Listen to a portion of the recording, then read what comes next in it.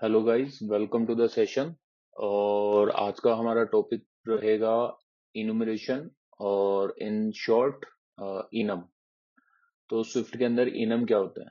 तो हमारा जो लास्ट टॉपिक था क्लास और स्ट्रक्चर, उसमें ही मैंने बताया था कि जब भी आपको कस्टम डेटा टाइप बनाना होता है तो अब आप क्लास स्ट्रक्चर और इनम्स का यूज करते हो। तो इनम भी बेसिकली जो है कस्टम डेटा टाइप बनाने के काम में आता है।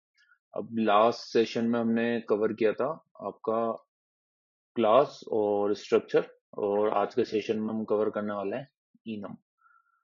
तो इनम वाला भी मैं इसी के अंदर कंटिन्यू कर देता हूँ। ठीक है, तो यहाँ पे करते हैं हम इनम। तो सबसे पहले तो हम देखेंगे कि इनम को क्रिएट कैसे करते हैं। तो इनमरेशन को क्रिएट करने के लिए, इनम को क्रिएट करने के लिए आपको इनम कीवर्ड का यूज लेना पड़ता है। अगर आप डॉक्यूमेंट देखोगे, ठीक है, तो यहाँ पे जैसे ये इनम कीवर्ड ले रखा है, ठीक है, यहाँ पे इनम कीवर्ड लेना है, देन आपको लेना है उसका नाम, और फिर ब्रैकेट चालू करना। और ये जो केसेस आते हैं इसके अंदर, केस नॉर्थ, केस साउथ, ये बेसिकली क्या है, आपके वैल्यूज हैं। ठीक है, इनम क्या करेगा, आपके मल्टीपल वैल्यूज को वर्क करता है, मल्टीपल वैल्यूज के साथ स्टोर करके रखेगा इसको। अब आप इसको कॉपी कर लो, यहाँ पे आ जाओ। तो सबसे पहले तो बात आई इनम क्रिएट करने की। क्रिएट कैसे होता है? क्रिएट में हमने देख लिया, इनम कीवर्ड का यूज लेंगे, नाम लिखेंगे, और फिर उसके केसेस आएंगे उसके साथ। इनम के साथ केस काम करता है, ठीक है। केस में हम इसको देते हैं कि ये जो भी आपने कस्टम डेटा टाइप बनाने के लिए जो भी इनम बनाया है, इसके अंदर जो वैल्यूज मैक्सिमम स्टोर हो सकती हैं, वो कौन सी वैल्यू है, वो ये वैल्यूज है। ठीक है, इसका मतलब ये है कि कंपास पॉइंट के अंदर या तो आप नॉर्थ स्टोर कर सकते हो, साउथ कर सकते हो, ईस्ट कर सकते हो, और वेस्ट कर सकते हो। इसके अलावा कोई भी वैल्यू इसमें स्टोर नहीं होगी। फॉर एग्जाम्पल, अब अगर जैसे मेरे को इसकी वैल्यू को एक्सेस करना है, ठीक है, तो जैसे आप यहाँ पे देख सकते हो, इसकी वैल्यू को एक्सेस करने के लिए बेस पहले तो अपन सिंपल जो वेरिएबल बनाते हैं वो, फिर इसका नाम लिखेंगे compass point, then dot, dot लगाना है। हम जब क्लास वगैरह कर रहे थे तब हम क्या कर रहे थे, ऑब्जेक्ट क्रिएट करते क्लास और स्ट्रक्चर में। कैसे? क्लास और स्ट्रक्चर का नाम, देन ब्रैकेट चालू, और जो भी इनिशियलाइजर वैल्यू होती है वो इसमें असाइन करके। इनम के केस में हम डॉट के थ्रू एक्सेस करते हैं। तो कैसे? जैसे वार, सपोज मैं लिख रहा हूँ डायरेक्शन, कि भाई कौन सी डायरेक्शन है, इज इक्वल्स टू, अब इसमें आपको क्या करना है, कंपास पॉइंट डॉट, ये वाली वैल्यू स्टोर करनी है। तो इसमें से सपोज अभी मैंने नॉर्थ कर दी, ठीक है। अब आप जब डायरेक्शन प्रिंट करोगे, एक बार चेक करना, देखो यहाँ पे जब मैं डायरेक्शन लिखता हूँ तो इसका आप डेटा टाइप देखोगे तो किस डेटा टाइप का है, कंपास पॉइंट का। ठीक है, तो इसके अंदर अब आप दूसरी वैल्यूज स्टोर नहीं कर सकते। जैसे आप डायरेक्शन के अंदर ऐसे नहीं कर सकते, ईस्ट, ठीक है, ये क्या हो गया, ये गलत हो गया। या आप इसको इस तरीके से भी कर सकते हो, कंपास पॉइंट। अब यहाँ पे आप जो है इसको कुछ दूसरी वैल्यूज नहीं दे सकते हो। आपको किस टाइप की वैल्यू देनी पड़ेगी, कंपास पॉइंट टाइप की। और कंपास पॉइंट टाइप में अभी कौन कौन सी वैल्यूज अवेलेबल है, नॉर्थ, साउथ, ईस्ट, वेस्ट, तो इसमें से ही एक वैल्यू देनी पड़ेगी। एक तो आप यहाँ पर डायरेक्ट ऐसे भी कर सकते हो, कंपास पॉइंट डॉट ईस्ट और नॉर्थ जो भी है। एक आप डायरेक्ट डॉट ईस्ट भी लगा सकते हो, डॉट के साथ भी। ठीक है, अब ये डॉट लगाते ही यहाँ पे इसने ऑप्शन दे दिया आपको। जैसे आप डॉट लगाओगे, यहाँ पे आपको ऑप्शन दे देगा चारों, ईस्ट, नॉर्थ, साउथ, वेस्ट। ठीक है, क्यों? क्योंकि इसको पता है कि इसके अंदर किस टाइप की वैल्यू जाएगी, अपने यहाँ पे डिफाइन कर रखा है कंपास पॉइंट टाइप की, इसलिए यहाँ पे ये वैल्यूज आ गई हैं। ठीक है, इसको अगर आप देखोगे तो यहाँ पे भी इस तरीके से करा हुआ है।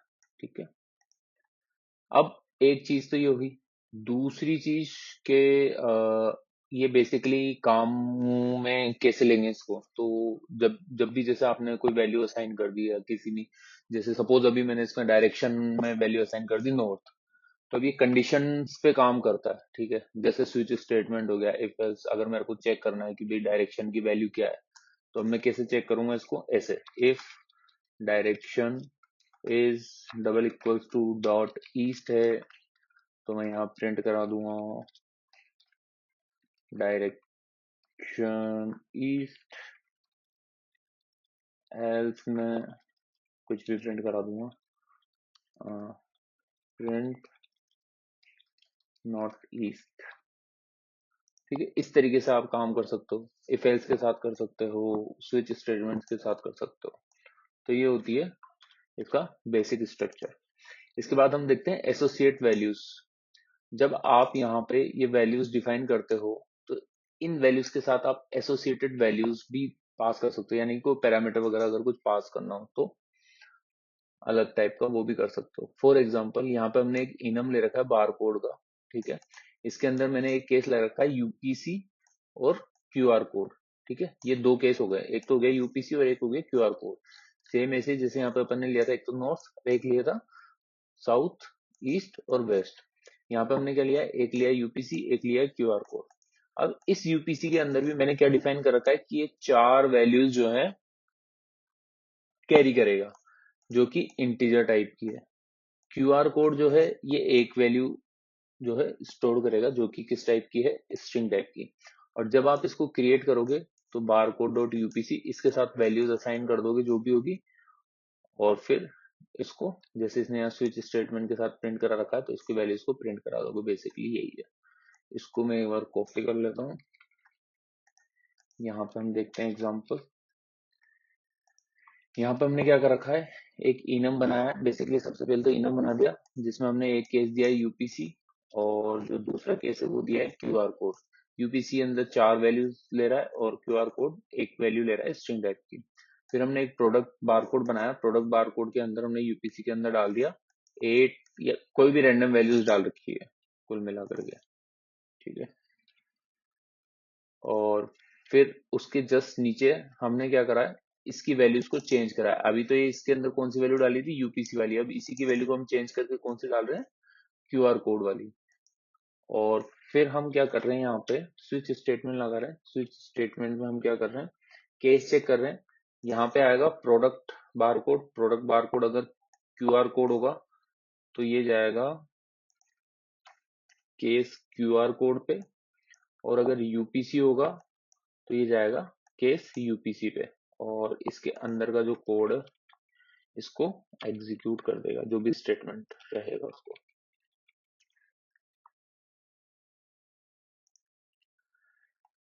ठीक है, अब अगर आप इसको रन करते हो तो अभी वाले केस में तो क्यूआर कोड प्रिंट होगा, क्योंकि यहाँ पे हमने इसकी वैल्यूज को चेंज कर दिया है। अगर हम इसको कमेंट कर देंगे तो यूपीसी वाला सेक्शन जो है वो एग्जीक्यूट होगा। अच्छा, इस डॉट यूपीसी के अंदर हमने यहाँ पे क्या ले रखा है, ये वेरिएबल्स ले रखे हैं। ठीक है, कांस्टेंट, ये कांस्टेंट ले रखे हैं हमने। ये क्यों ले रखे हैं, ये इसलिए ले रखे हैं क्योंकि यहाँ पे हमें पता है कि ये चार वैल्यूज के साथ आएगा, यहाँ पे चार वैल्यूज आ सकती है। ठीक है, ऐसे ही हमने यहाँ पे केवल एक ही ले रखा है क्योंकि यहाँ पे हमने डिफाइन कर रखा है कि क्यूआर कोड जो है वो इसके अंदर एक स्ट्रिंग टाइप आ सकती है। ये आपका कोड रन हो गया है। तो आप सबसे नीचे देखोगे तो यहाँ पे आपको पता चलेगा, यहाँ पे लिखा हुआ है क्यूआर कोड एबीसीडी, यानी कि कुल मिला करके ये वाला जो है प्रिंट हो रहा है, ये वाली वैल्यू प्रिंट हो रही है। ये वैल्यू किसके अंदर जाएगी, ये वैल्यू इसके अंदर आएगी और यहाँ पे इसको प्रिंट कर देगी। ठीक है, तो ये हो गया आपका एसोसिएटेड वैल्यूज के साथ कैसे करना है। इसके बाद आता है row value. Row value basically क्या होती है, enums can also be created with row values which are of a specific type. ठीक है, जब भी आप मतलब इनम्स क्रिएट करते हो, ठीक है, अभी देखो आपने यहाँ पे क्रिएट किया, यहाँ पे कुछ भी नहीं है, यहाँ पे क्रिएट किया, इसका भी कुछ भी नहीं। अब आप इसका खुद का एक पर्टिकुलर टाइप दे सकते हो। फॉर एग्जाम्पल यहाँ पे मैं कर देता हूँ इनम, वही वाला एग्जाम्पल ले लेते हैं, प्लेनेट वाला। ठीक है, अब अगर आप यहाँ पे ध्यान से देखो तो इसमें इसने क्या करा हुआ है, यहाँ पे इनम ले रखा है प्लेनेट, और उसका टाइप दे रखा है इंटीजर टाइप का। मतलब जो प्लेनेट होगा वो किस टाइप का है ले रखा है इसने इनम, इंटीजर टाइप का। अब इसके अंदर जो केस बनेंगे बेसिकली, यहाँ पे गए केस में, केस के अंदर इसने एक लिया मरकरी, एक लिया वीनस, एक लिया अर्थ, मार्स, और मरकरी को बाय डिफॉल्ट इसने क्या असाइन कर दिया, 1। ठीक है, यानी कि इसकी वैल्यू क्या असाइन कर दी, 1। तो ये जो 1 असाइन हुआ है, ये इसकी रो वैल्यू है। ठीक है, अब ये जो 1 इसने इसको तो असाइन कर दिया लेकिन बाकी को नहीं किया, तो जैसे ही आप इसको 1 असाइन करोगे तो बाकी ऑटोमेटिकली इसके नेक्स्ट नंबर वाले इसको असाइन हो जाएंगे, जैसे 2 3 4 5 6 7 8, इस तरीके से। तो यहाँ पे अब चाहो तो आप इसको ऐसे कर लो, या चाहो तो इसको रहने दो। ठीक है, दोनों का मतलब सेम ही हो जाएगा। अब जब आप इसको प्रिंट करोगे, इसको प्रिंट कर लेते हैं।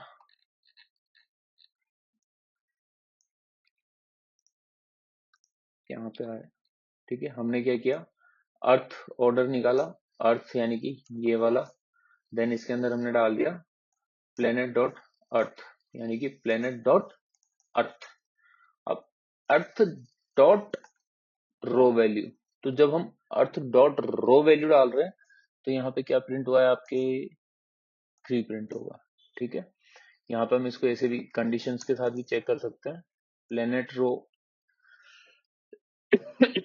सॉरी, प्लेनेट के अंदर हमने रो वैल्यू 3 असाइन कर दी। ठीक है, अभी तक हम इसको जब एक्सेस कर रहे थे, कि जैसे हमें अभी अर्थ को एक्सेस करना है, तो हम कैसे एक्सेस करते हैं, हम एक्सेस कर रहे थे प्लेनेट डॉट अर्थ। अब यहाँ पे किस तरीके से एक्सेस करा है इसने, इसमें इसने एक्सेस करा है रो वैल्यू के बेस पे। यहाँ पे मुझे पता है इसकी रो वैल्यू कितनी है, 3। तो यहाँ पे अब वैल्यू क्या जाएगी, अर्थ, प्लेनेट के अंदर क्या जाएगा, अर्थ। तो बेसिकली इसका मतलब ये है कि आपने यहाँ लिया let order is equals to, sorry, let planet is equals to planet dot earth, ऐसे करो और फिर इसको प्रिंट कर दो एक बार के लिए, प्लेनेट। ठीक है, इसको मैं रन करता हूँ।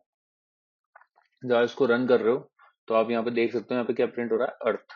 ठीक है, यहाँ बिल्कुल नीचे अर्थ प्रिंट हो गया।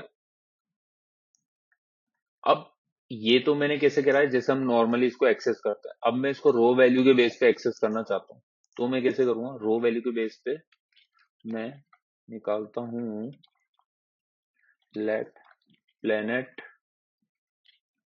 Mars is equals to planet, फिर ब्रैकेट चालू करूंगा इसके, और यहाँ पे ये जो प्लेनेट आएगा ये आएगा ये वाला, मतलब जो इनम का नाम होगा वो देना है अपन को, ना कि ये। तो इसका नाम भी अपन सही कर देते हैं अर्थ, नहीं तो कंपाइलर कंफ्यूज हो जाएगा कौन सा लेना है। यहाँ पे लेते हैं प्लेनेट। अब आप देखोगे यहाँ पे आ गया रो वैल्यू, रो वैल्यू कौन सी अपनी, ये 1 है, 2 है, 3 है, 4।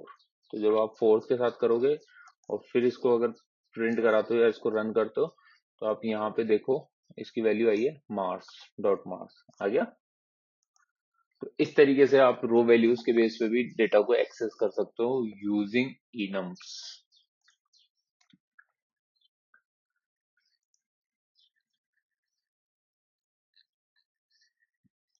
इसके बाद हम देखते हैं मेथड्स क्या होते हैं इनम के अंदर। इनम के अंदर जैसे हमने क्लास और स्ट्रक्चर के अंदर मेथड लिखे थे, वैसे इनम के अंदर भी लिख सकते हैं।